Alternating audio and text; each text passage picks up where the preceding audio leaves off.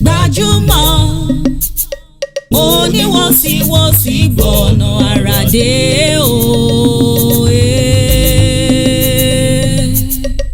Gbajumo Oniwosi. Oniwosi-wosi ẹjọ́ ti báyé wọn jẹ́. Mo rí márùn-ún mo mú lọ pé mo fẹ́ rajà. Mo bá wọn àtọ̀rẹ́ wọn bí tó ti ń rojọ́ èmi tí ẹ̀rọ kọ́kọ́ rò pé èèyàn rẹ ni wọ́n mo kí wọn. Ọba kan ra mọ́ mi.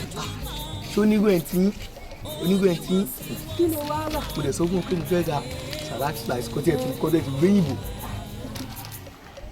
Mo rí márùn-ún tí mo mú lọ. Nǹkan tí mo bá bọ́ọ̀lù.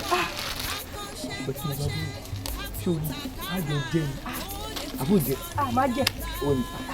Má jẹ́. Ìwọ tẹ́bi ti fẹ́ ba yé dé fẹ́rẹ̀. O ṣe ní jẹ. Gbà. Èdè ìlú fẹ́ fún ẹ.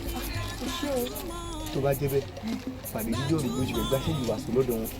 Wọ́n á sì fi dídó mi tí wọ́n ti ń káwọn àwọn àtọ̀rẹ́ wọn ní kọ́ tí ń rojọ́. Wọ́n á sì yọ ọdẹ.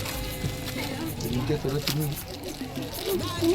Gbajumo Oniwosi-wosi gbọ̀nà àràdé o. Oniwosi-wosi gbọ̀nà àràdé o. Oniwosi-wosi